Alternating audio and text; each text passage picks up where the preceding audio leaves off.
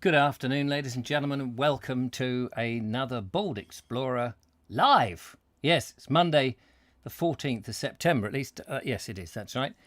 Just making sure. And here we are again to do another reading at 4 o'clock on The Lure of Sussex in our little book by R. Thurston Hopkins. With an introduction, it says here, by Cecil Palmer. Turns out Cecil Palmer must have been his partner who went with him. So I may have to read that introduction at the end of the reading. Anyway, before we get to that, let's say hello to a few people. Hello to John F. Hello to Justin Jones. Hello to Turbo Stream.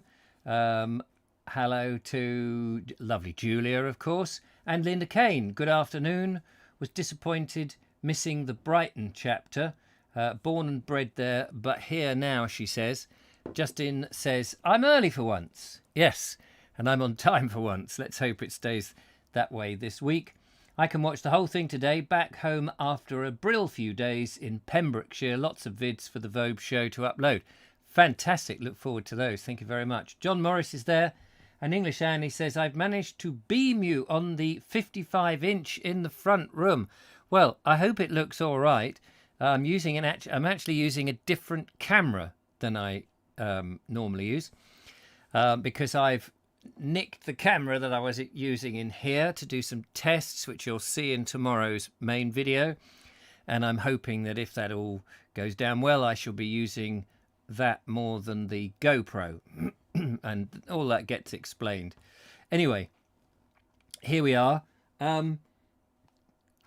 Just a quick one to say, Lee Lawson has suggested a follow-up book, which I just so happen to have a copy, of Sussex Peep Show by Walter Wilkinson. So that's a sort of story of a couple of showmen who take a Punch and Judy show around Sussex and the adventures they have. So we may well be reading that one afterwards. And oh, Justine, not Justin. Did I say just? I'm sorry. Did I say Justin? I did. I read it as Justine. I just didn't say Justine. I said Justin. Excuse me. I've been sent by Jackie Traynor some another book, or well, two books. Hovel in the Hills, which looks like a fascinating book. I don't know when this came out. Probably not ideal for what we want to do here. I'm just having a quick look. I don't know anything about it other than she said it was a great book. I can't see the published date. 77.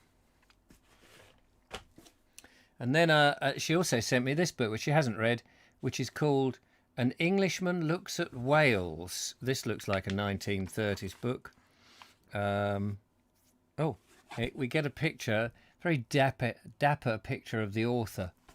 And why not? Mr. R.W. Thompson. It's got to be good because it's by an author we only have his initials. We like those who only give us our initials. Published in 1937. So there we are. That may well be a good book. I have no idea what it's about. Anyway, enough of that. We will crack on. Richard is very incarnation of Englishness apart from me, says Morton Lewis. Of course, he will look good on a 55-inch screen. Oh, you're very kind. I don't look as dapper as that gentleman. We just had a quick look at the black and white photo while posing and like that. So we are on a chapter curiously called St. Austin, I think it should be, St. Austin Chamberlain's Sussex Home. And I've noticed that towards the end of this, we sort of lose place names and we get subjects rather than places. But we'll see how we do. Morton says, oh, please, the book on the showman, Punch and Judy guys, which could be good. I mean, it's 1930s, so it's going to be probably completely full of what's the word we're looking for? Politically incorrect phrases. At least I hope so. Why not? Bear in mind it's written in the 30s, you know. So here we go. If the traveller leaves Lewes, the fair, down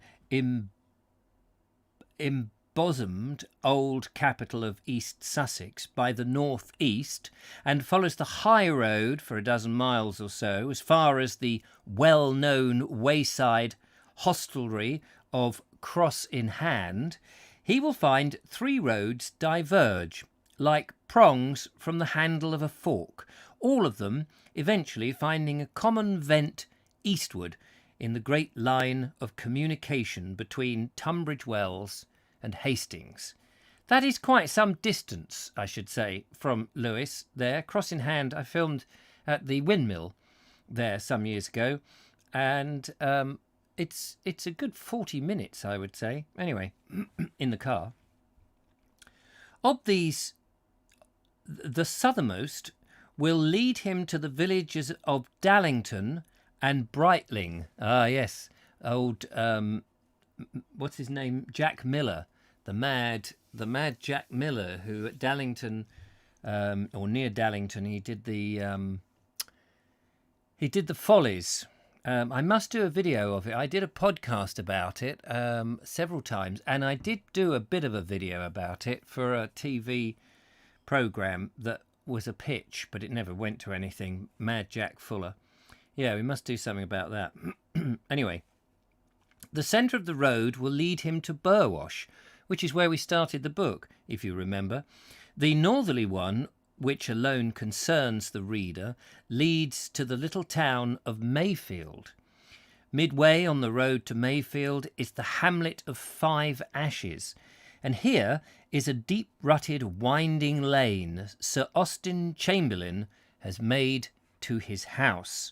This modest place, hardly more than a cottage, was taken over by Sir Austin a few years ago and has since been his favourite refuge from the storm and stress of politics. So maybe somebody could find out who Sir Austin Chamberlain is. Is he the father, any chance, of the Chamberlain who... was it Chamberlain who did the letter to Hitler? Is that Chamberlain? Is that like his father? I would be very interested. PC can be extreme, says the lovely Julia, but I do prefer folks to mind their wording. Words don't break bones, but they can break hearts and spirits. Well, we're not going to try. The thing about PC stuff, I think, is when it was written in its day, in a book of that era, probably wasn't written with the intention to break hearts or spirits, but may have been just the lingo that they used. So that would be good. Lee Lawson's there. Bonjour, just finished the Monday French Zoom. We've just been talking about the Peep Show in the Sussex Peep Show book. So, yeah. Neville Chamberlain. There we go. That's it. Neville Chamberlain. That was the word I was looking for. Interesting. Right, okay. So he takes his little refuge from politics.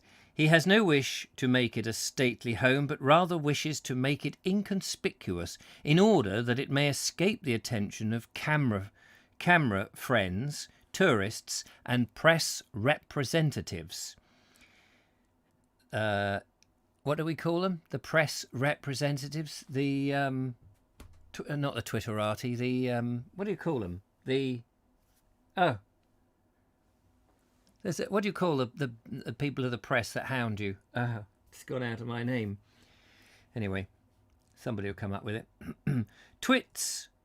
This is somebody's name. Twits Gill is the name of the house, and it is a notable specimen of the old Sussex farmstead, gabled, timbered, and time-worn, and with tall red brick Tudor chimneys and roof tiled with old Sussex handmade tiles, fastened with oak pegs. Altogether, such a homestead as a painter loves to put on canvas, and yet built for business and prosperity, having a high roof eminently suited for this English climate, great open fireplaces, and oak doors of tremendous strength. Paparazzi, that's what I was looking for. Thank you, Julia. Does anyone know? Can you look up somebody who's got the internet in front of you, and we'll have a look if it's possible. Twits Gill, Gyll, Twits Gill. Is that house still extant? Is there a picture of it online? It'd be fun to see. In front of the house is a dark-leaved yew tree of enormous girth. We must look to see if that's there. Sir Austin is particularly proud of this and considers it must be over 600 years. Twits Gill has got to be there, hasn't it? Let's have a little gander. I'm going to have a quick look. This is what I love about the old books. Let's just shove that in there in case I lose it. I'll get into the search part. Twits, Gyll. Mayfield Cottage, yes, hang on. Let's have a look. It's on the market. Oh, here we go. Sorry, let's show you what it might look like. Twits Gill. Doesn't look so hot from here.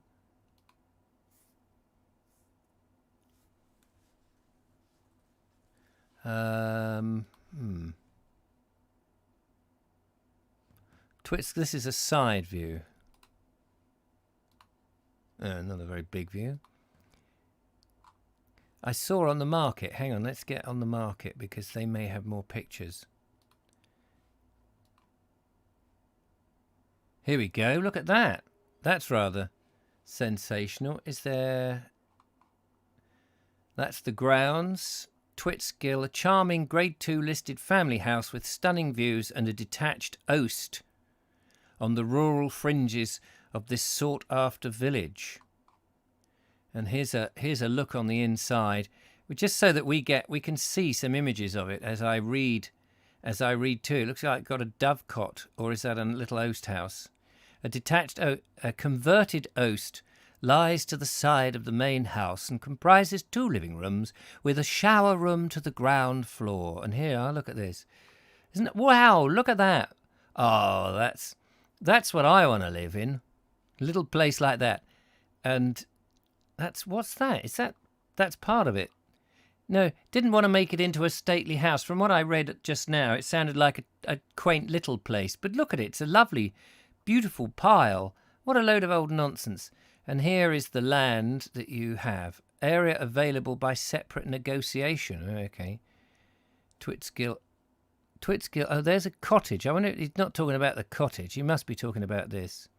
Yes, Twits Gill. Is that the same place? Look, it's absolutely massive. There it is. Okay, so let's assume that is it. I don't know how much it is. I've got about £10,000 that I, instead of buying my van, I could put towards it. So anyway, let's see what else he says about this then. Tudor chimneys, tiled roof, old Sussex, handmade tiles fastened with oak pegs. Altogether, such a homestead as the painter would blah, blah, blah, blah. On the front of the house is a dark-leaved yew tree. Oh, okay, I didn't see the yew tree. 600 years old. The house garden stands on the side of a stretch of country known as the Forest Ridge, a name given to it from the forestal character of its scenery and the crest-like shapes in which it rears itself, like so many watchtowers among the trough-like valleys. And from Sir Austin's lawn, which is 1/4 of an acre of the closest downland turf it is possible to find, the landscape is one of varied and romantic picturesque, vying, if it does not surpass, that of most parts of the country. From the garden gate one may climb one of the higher ridges, where a panorama of almost unequalled beauty and extent opens out. On a clear day, the eye can travel from Crowborough Beacon in the extreme west to the Folkestone Cliffs on the extreme east. From the Kentish Downs to the north and to the sea-girt Downs on the south. The view was the chief thing which attracted Sir Austin. His strenuous and worrying duties leave him little time or inclination for walking about the countryside, and here in his garden he is able to take a 30-mile walk with his eyes from the comfortable vantage of a deck chair. On his arrival at Twits, Gill, Sir Austin does not move outside the house and garden. The famous monocle disappears with the rest of his official insignia, and he dons corduroy breeches, gardening boots, and an ancient Panama hat, which he wears tilted perilously over his nose, so that it always threatens to slide off, but somehow never does. Only once has he walked as far as the village of Five Ashes, which is about half a mile down the lane. In my mind already, he doesn't deserve to live there. A man who lives in such a wonderful, commodious accommodation as that does not deserve to dwell in such a fine part of Sussex. We want somebody who will venture forth on feet and tell us the joys of the countryside, as well as what he can do in his garden, and I feel that he is not the right person. However, I can do nothing about it because this is in the past.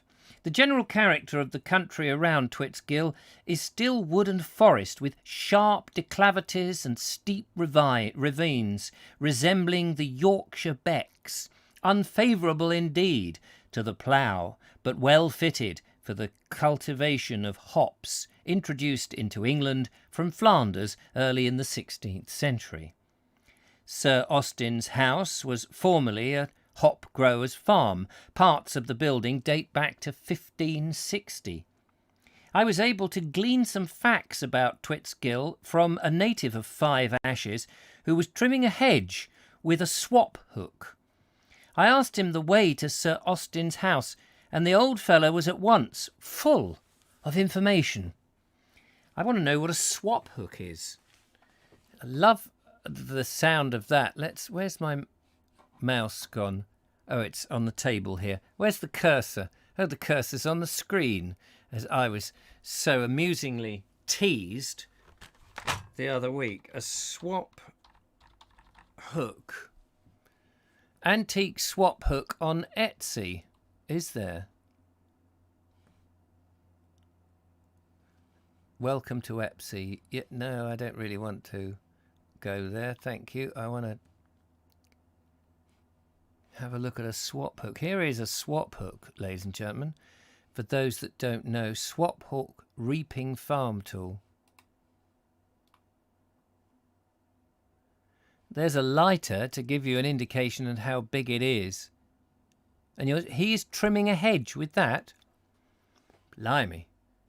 Rather him than me, is what I say. Rather him than me.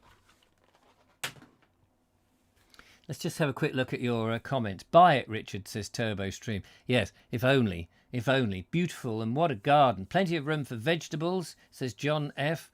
And Turbo Streams. Yeah, get off my land. Yeah, love the oast, says Linda K. I know. Can somebody buy it? There must be a billionaire who watches this and could take pity on me and buy me a big house like that, or just let me live in it rent free. That would be all right. Andrew Norris is talking to Morton Lewis. Morton, do you have a performance on video? I'd love to see what you do with street music. All right, okay, they're all talking about street music. No, I think it's more of a sickle, says Lee Lawson. No, it's more like a small scythe. Search again. Well, that's what it came up with.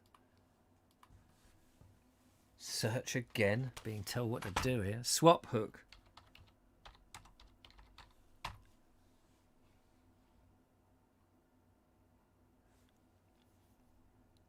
See, look, there's loads of more images for swap hook. It says primitive hand tool, swap hook, vintage, antique wooden harvest swap hook. Here.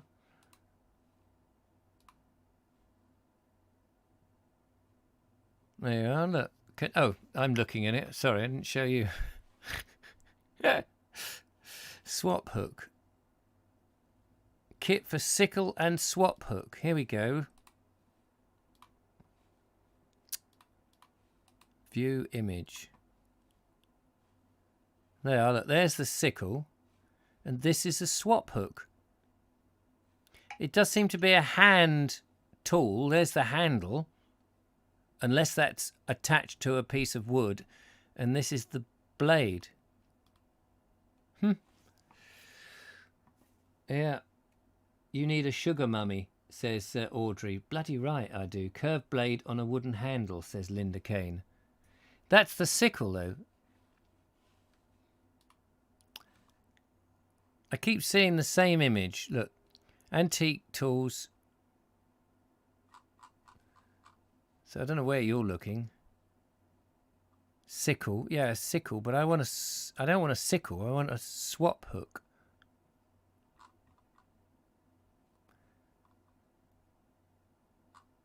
Anyway. I did my best to find one. And you're all just having a go at me, you swine. Morton, yes. Curved blade on a wooden handle. Swap hook is wood with a hook for holding the grass while you swap. Or swipe, I suppose. Both my grandfather and called them swap hooks. Well, I'm afraid your father and grandfather were wrong. I'm sorry. It's just, what can you do? No, all right, they may well be right. Anyway, this neighbour was trying to do that with a swap hook. I can see that he was probably there all week. So, yes, I asked him the way... I was able to glean some facts about it from a native who was trimming a hedge with a swap hook. I asked him if he had any information. And he says, I should know the old house well enough, he said. I lived there 10 years abouts when I was a lad. 'Twa'n't a private house then, but a hop farm. You still see one of them oast houses, but Mr. Chamberlain's garden, Mus is the highest title that a Sussex son of the soil bestows on any rank below the King of England. Mus. Oh, I see. And I hear that he's turned it into an aviary for foreign birds. The oast at Twits has not been used for drying hops for 40 years or more. I think a bit longer now. Probably more like 120 years. I suppose the oast house is nearly as old as the farm, I ventured, in my H.V. Morton voice. But it's not H.V. Morton doing it. It would be middling old, but I don't know quite how old, he answered. It's built of ironstone, with a cap of red Sussex tiles. I've heard tell it were used as a store for smugglers when they conveyed bags of brandy up the country with relays of horses from the sea coast. The sea coast as opposed to the land coast, I suppose. You see, it stands in a suitable position like a lookout on the high bank of the crossroads. The farmer who was a tenant when I was a boy said that there was once a kind of lantern built into the cone-shaped roof from which the smugglers used to signal danger and all clear to their friends along the road. Did you ever meet Sir Austin in the village? I asked. Oh, no, he never moves out. He's taken up with the rock garden. Besides, he's flogged out like he's flogged out like when he comes down here and don't want no one to bother him, see. The chief glory of Twits Gill is, of course, the famous rock garden. It is indeed a worldwide and international plot. It is indeed a worldwide and international plot, for it has associations with consuls and foreign ministers in every quarter of the globe. Here is this rockery on a Sussex hillside. You can find mountain plants of the great variety from China, India, America, and every mountainous tract of country in Europe. Indian princes even, military attaches and officials in foreign lands help to keep the garden stocked, and every week some new variety of plant is received from one of Sir Austen's friends overseas. Lady Chamberlain and the children all take a lively interest in the rockery, and every new plant is logged in a book kept for that purpose. Sir Austen has always taken a deep interest in botany, which, with the gardening, are his only hobbies. The stone-flagged paths and rock gardens at Twits, Gill are made from local ironstone, which reminds us that the house stands in the centre of the old country's ironworks, which drove so prosperous a trade during the 16th and 17th centuries. In those days, Sussex produced all the cannons for the Army and Navy.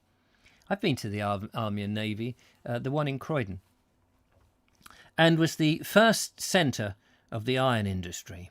Near Twits Gill is Huggett's furnace, where the first iron ordnance is said by tradition to have been cast. I've heard of Huggett's furnace. Master Huggett and his man John, they did cast the first cannon, runs the local rhyme. Many Huggetts still carry on the trade of blacksmiths in East Sussex. It'd be interesting, wouldn't it, to go and have a look round the churches in that area and see how many Huggetts, not Suggetts, but Huggetts graves there might be.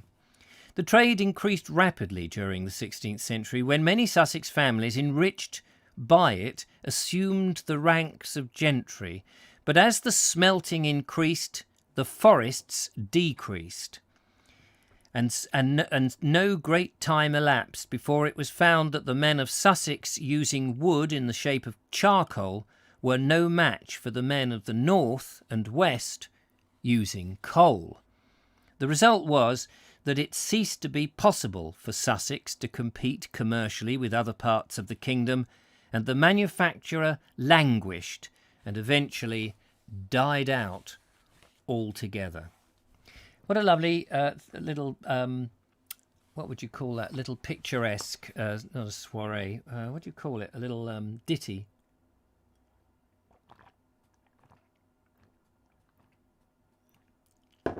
What a lovely sketch. It's a lovely sketch of his house. A man who I've never heard of, but have we all gone Soviet? So, oh, what with the sickle and, yeah. No, definitely not Elfwold. Morton says, Richard, there's a lady here, Marie Carmen, who likes Englishmen, but you need to live in Madrid. She wouldn't go to England, but she's minted. Is she attractive? It'd be no good. I would be no good in Madrid. I mean, like to visit. Maybe I could just visit once a year, and she could give me all the money to buy Twisted Gill, or whatever it's called. Edward says, swap hook, a wooden tool, is traditionally old Bulgarian, used to reap with a sickle 120 years ago. So it's used to reap with a sickle. Oh, I see. Justin Jones says, rockery is still there according to On the Market particulars. Is it? Is it indeed? Let's have another quick gander with Miranda at our fingertips. Hang on, I've lost the button. Can't see the rockery. Anyone see the rockery? Nice kitchen. Nice Inglenook fireplace. Lovely oast house.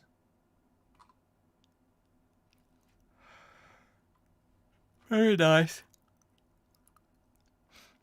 Not too keen on that garden at the back. It's a bit too twee for me. Oh, here's the rockery. Look, there's the rockery. On the right. Oh, hang on. There it is. Famous rockery. With plants growing out of it. Marvellous. How marvellous is that? It is marvellous. Right, we're on a chapter now. Oh, the U is on the first image, says Linda Kane. Everyone's looking. Scrolly.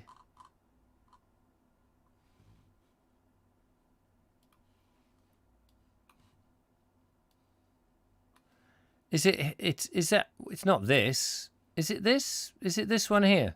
Must be. At the front of the house. Yeah, it must be that. It's all good stuff, isn't it? Perhaps you could start a Vobes commune there. Yes, definitely. Can you imagine such nonsense? Seaford to Jevington.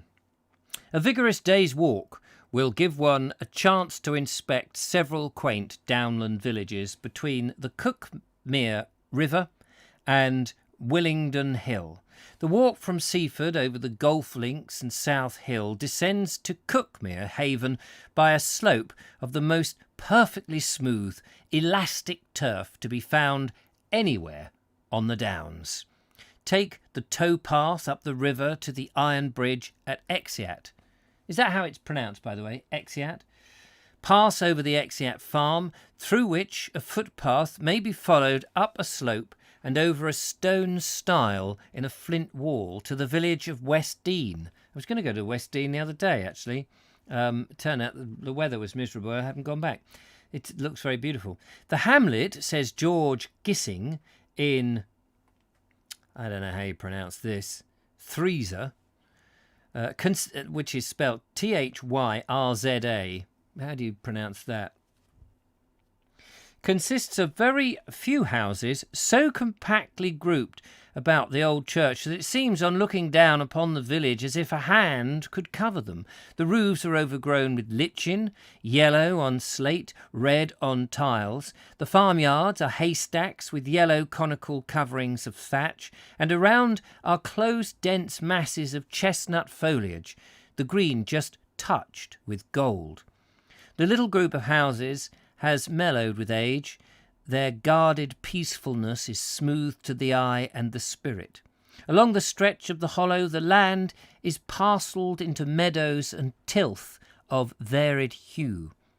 Here is a great patch of warm grey soil where horses are drawing the harrow. Yonder, the same work is being done by sleek black oxen.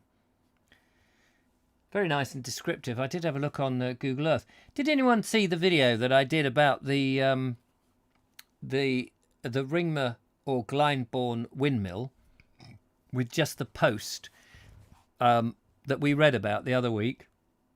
It was good to see that, wasn't it? Good to sort of, having read about it and learnt a little bit about it, then actually to go there and go, oh, this is what he was talking about 92 years ago. Where there is pasture, its chalky brown colour tells of the nature of the earth which produced it. A vast oblong running right athwart the far side of the valley has been strewn with loam. You don't hear that word athwart very often. I think we should use it much more. Can somebody tell me its definition? Athwart. Is that athwart? Is that sort of running beside? Is that like adjacent? Athwart. That would, somebody give me the definition. That would be good. Anyway, yes. So a vast oblong running right athwart the right side of the valley has been strewn with loam. It is the darkest purple. The bright yellow of the kelk spreads in several directions, and here and there rise thin wreaths of white smoke where a pile of uprooted couch grass, I think, as Mr. Suggett is always talking about, is burning. Amazing the post hadn't rotted away. Oh yes, absolutely. Near the church will be found a dovecot, built around 1600, a circular building constructed of flints and mortar with an old stone doorway arch. Interesting, if you go on Google Images and go on Street View, that house and cottage is, I think, called Dovecot Holidays. And clearly it's an Airbnb and people can spend a night in the Dovecot. I don't know if 92 years ago it was within the grounds of that house, because here, the way he reads it, it does sound like it's available to anybody. Yes, Thiza centres upon the death and beautiful young woman with an unusual name in Byron's poem, 1887. Thank you, Linda Kane. The book was Glissing's fifth published novel and one of a series of early works in which he explored the lives of the London poet, which I suppose was still around and well known in 1928. Although, of course, as we read now, not quite so known. Probably not taught to children at all, I imagine. Anyway, we were talking about the... Excuse me, I'm a bit tired today. Yes, so near the church will be found the dovecot built in 1600, a circular building constructed of flints and mortar, with an old stone doorway arch. This was the columbrium of what was once the house of the Thomas family, perpetuated by the classical monument in the church to William Thomas in 1639. Passing the fortified parsonage house, which dates from the 14th century, we strike up a footpath which skirts a wall and a thicket and runs over the next hill to Charleston Farm. Part of the farm buildings incorporate a chapel with a circular Norman window. In the farmyard stands a very ancient columbarium with a roof of mellow red tiles. From the farm valley of Charleston Bottom is followed to a Roman track leading up to Snap Hill Barn and down Snap Hill to Jevington. In Charleston Bottom, I paused to chat with a downland shepherd, Albert Sargent, who has roamed the downs hereabouts for 65 years. Hey, says Mr. Sargent, I mind when the whole of this bottom was sheep, and the sheep bells were ringing from every coombe and hill. Sheep took pride in their bells then, but these days they're not used so much. Do you think the sheep bells really serve a useful purpose? I asked. Surely, he said. A dozen bells and a flock of sheep will keep them well bunched together in a sea fog in the hills. Sheep will follow the bell when the mist is thick, and that saves the shepherd a tedious job of hunting for strays all over the hills. Then at night time, when the sheep are folded, you can tell if there is anything amiss by the jangle of the bells. Village dogs have a way of getting among the sheep of nights and worrying them, see, and in such cases the bells warn you of the trouble really quickly. The shepherd's life is not exactly a bed of... the shepherd's life's not exactly a bed of roses, I suggested, as a vicious squall of wind brought with it blinding rain and forced us under a wattle shelter. No, it don't suit the young man of today, old Mr. Sargent replied, smiling. But I've stuck at it for nearly 65 years and weekends and never felt sick or sorry. There's no womenfolk on the top of these hills to worry a man, you know, sir. Old Sargent laughed in his deep chest. And he was laughing. As he was laughing, one of the lambs broke from the fold and ran up to him, playfully gambolling around and pushing his woolly head into his hand. "You get off with you," said old Sargent gently. "This is one of the lambs I hobbled up myself. When the ewe dies and leaves a young un, the shepherd has to bring it up by hand with the bottle, just like a baby. I have 3 hob lambs here, and if I don't keep 'em in the wattles, they follow me about all day and plague me when I'm working. I have plenty to do. I fold the sheep at 5 o'clock in the evening and drive 'em free onto the hill at 7 o'clock in the morning. The fold is moved to a different spot each day because the field has grown a crop of vetch, which the sheep feed upon at night. In that way, the sheep manure the land and prepare it for wheat the following year." I asked Mr. Sargent if he still used the huge umbrella to protect him from the rain. I've seen many downland shepherds with tent umbrellas slung across their shoulders, in the same way that you see a soldier carrying a rifle, but seldom have I seen one in active employment. No, the rising generation don't cleave to these umbrellas, and when the covering on mine perished, I chucked her away, not wishing to appear, too out of date like. Lambing time is your big rush, I suggested. Let it be, said Sargent, folding his brown arms. Last March I was in charge of 800 ewes. I was up all day and night for 6 weeks before I'd finished with them. The young men of today, ha! Said the shepherd. They're not in love with Sunday work, not at all, on account of religion, but want to get into the towns, to the picture palaces. That's what they do.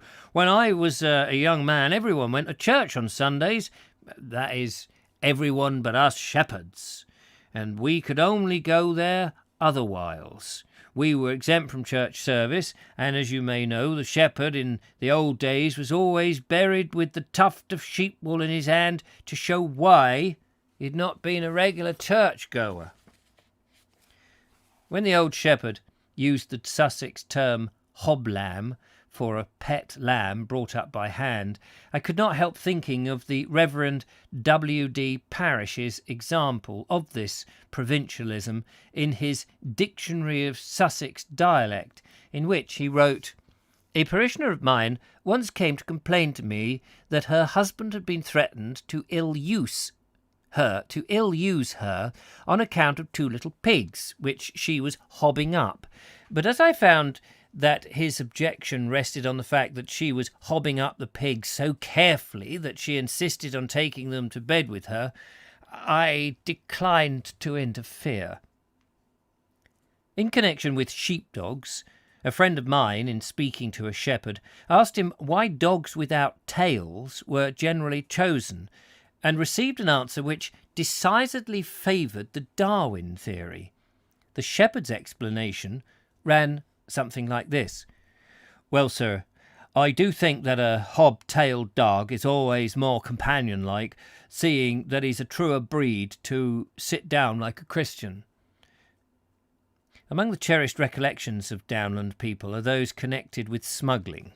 I once met an old shepherd who had many stories of the gentleman picked up from his grandfather, who had also been a shepherd over the Cookmere Haven Way. He told me that the dew ponds were often used as hiding places for smuggled anchors of brandy, and a tale went that one moonlight night the preventative men came down upon the shepherd fishing in the dew pond with his crook. The shepherd, of course, has seen the smugglers sink several small casks of brandy in the pond, and was striving to fish one up for his own use. "Here, what are you after?" asked one of the preventative men. The shepherd, not wishing to betray the smugglers or miss the chance of a free anchor of brandy, still continued to rake the water. "Blame it," he muttered. "Can't you see the old moon has fallen in the pond? I've been trying to fish her out, but I don't seem to hook on her anyhows. I don't seem to hook her nohows, de world." Whereupon the preventative man rode off laughing, thinking that he had encountered a half-wit, but no doubt the silly shepherd reserved his laugh until he was supplemented by a noggin of the hot brandy. As I climbed up on to Snap Hill Barn, Mr. Sargent's sheep bells came faintly across the valley. Ah, those Sussex sheep bells. Here is a picture of a Sussex sheep bell if you want to see one.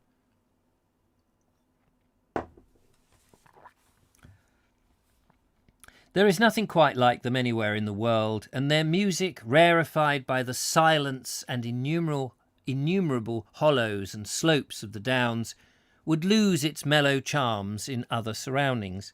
How often I have drowsed even, on the side of a hill with 100 sheep bells ringing for me their drowsy lullaby. My preference is for those big brass and copper bells which give a sonorous note, not the ding-dong of the commonplace house bell, but a muffled golden sound which has no word equivalent in our dictionary. The nearest typographical reproduction is a clonk, clonk, clonk, but that's far too abrupt. You feel rather than hear its delicate call on the hills. If we take our bearings at Jevington, we find that there are 3 miles southwest of Polegate Station. The 8 Bells Inn, with a pleasant tea garden, serves as a resting place on our journey, and afterwards the church should be inspected. The tower is probably of Saxon date. There are 2 hagioscopes, and in the wall above the inner doorway of the porch is a curious and very old carved stone slab. Footpaths to the north of Jevington lead in 3 miles to Wilmington, where the famous figure cut in the turf in the landmark for miles around is there. Much archaeological claptrap has been expanded on explaining the meaning and history of the Long Man of Wilmington, but he still remains a mystery. Some say that he is Saxon by birth, perhaps a figure of Beowulf. Others think that he was cut out by the monks of Wilmington Priory. But there is not a shred of evidence to support any theory that has yet been advanced. Kipling has said about all there is certain about him, "The Long Man of Wilmington looks northwards to the shires." And so little is known about the Long Man, it is possible that he is not of the great antiquity as some bequeath him to be. I do think that they worked out that he was actually an 18th century character. A trifle, or something like that anyway. A trifle south of the church rise the picturesque remains of Wilmington Priory, a Benedictine house colonised from the Abbey of Grestine near Honfleur in Normandy, to which it was given by Robert de Montaigne, the first Norman lord of the manor. Most of the ruins are now built into the farmhouse. The gateway is Tudor. Further south is a splendid old barn. If the Long Man is not Saxon, many of his living neighbours are of that stock. The names of the villages and farms are either to be traced to an Anglo-Saxon derivation or actually remain Anglo-Saxon spelling and pronunciation.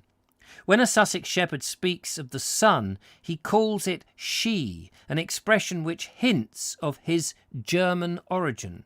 When a Sussex man of the soil says, "I ben't 40-year-old yetna," meaning not yet, he is using the Anglo-Saxon expression git na, not nearly.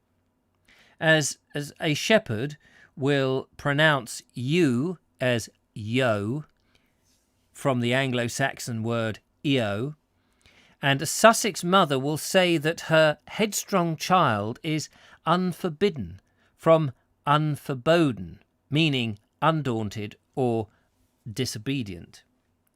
Berwick, Westdean, Chevington, Charleston, Alciston, Wilmington and Friston, within a few miles of each other's, are all formed from Anglo-Saxon elements. Thus, wick equals village, tun equals a field or dwelling, dean is a valley. A writer in Fraser magazine wrote in 1874, "Alfriston, whose market cross stands where Saxon cules sold their surplus produce, and whose castle mound marks the site where Alfred the Great assembled his thanes before beating the Danes at Terrible Down. The inhabitants of Firle, Alciston and Selmeston are Saxon folk descended straight from King Alfred's rustics, without a drop of mixed blood in their veins." And we are over halfway now, ladies and gentlemen. And the next chapter, which we won't go into, but is going to start off, if you're into your sports, some records of Sussex cricket is the next chapter, but we don't have time to do that. I'm not really a cricket fan, but we'll give it a whirl. Let's see what people have been saying. Richard does a splendid yokel. Thank you very much. Yes, I mean, my yokel's more West Country, of course. It's a sort of, what would you call it? Cliche, I think. A thwart from side to side. Thank you. Yes, that rings a bell. Excuse me. Charleston Farm of the Bloomsbury Group fame. Yes, I thought that as I read it, because when I did the video in the church with the paintings, I remember the vicar there telling me, he said, "Do you know about the Charleston Farm?" And I said, "Oh, yes, know about that." And I hadn't a clue, of course. And where the Bloomsbury Group went and did things. Oh, right, okay. That was true. Gabriel Oak is far from the madding crowd, is alerted to his sheep by the bells. Yes. Is that when they go and commit suicide? Well, they're led over the they're led, aren't they? Over the roof, over the side. Hoblam. Yes, who would have thought hoblam is like one that you've reared yourself to become a pet? Jesus had a special place in his heart for shepherds. The Lord is my shepherd, but he's just left the sheep out. I've heard that before, wool in hand. That's true. Muffled golden sound. The sheep of northern Spain have bells that sound as described. Ah, the long man, icon for Nordic walking, says English Andy, or a nice brewery down at the bottom there, if you like a little bit of English ale. And Michael White. Oh, in my neck of the woods now, says John F. Yes, marvellous. Are these archaic phrases still in use in Sussex as acronyms? Are they still used in the north? It'd be interesting to know. Michael says, mind your P's and Q's, no Anglo-Saxon, please. Ding dong.